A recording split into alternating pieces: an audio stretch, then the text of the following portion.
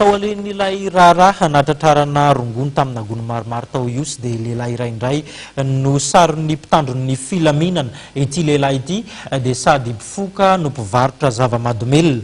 Raha ny fisavana natao azy dia mbola nahitana rongony tamina sachet tamin'ny amin'ity lehilahy ity. Ny tompona andraikitra eo anivon'ny fitandronan'ny filaminana moa dia nandray ny asany ametraka.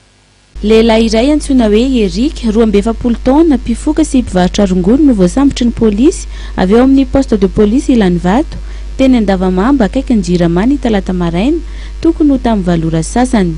Mbola nahatratrarana rongony folo sachet kely milanja 700 grama tany aminy. Vokatry ny fanomezam-baovao avy amin'ny olona tsara sitrapo no nahazon'ny polisy fa misy rangahy mitondra rongony ao anaty sachet mandeha fiara fitateram-bahoaka iray avy any Ambohimanarina. Nandrainy andraiky ny avy hatrany ny polisy ka voasambotra teo amin'ny Hareny Jirama ity rangahy ity niaraka tamin'ireo rongony netiny. Tamin'ny famotorana azy no nahafantarana fa voavy novidiny teny Ambohimanarina ireo rongony ireo ka R1,00 no nividianany iray sachet kely.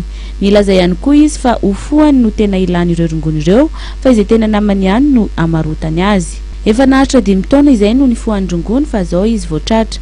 Natolotra ny fampanoavana androany ity rangahy mpifoka sy mpivarotra rongony ity.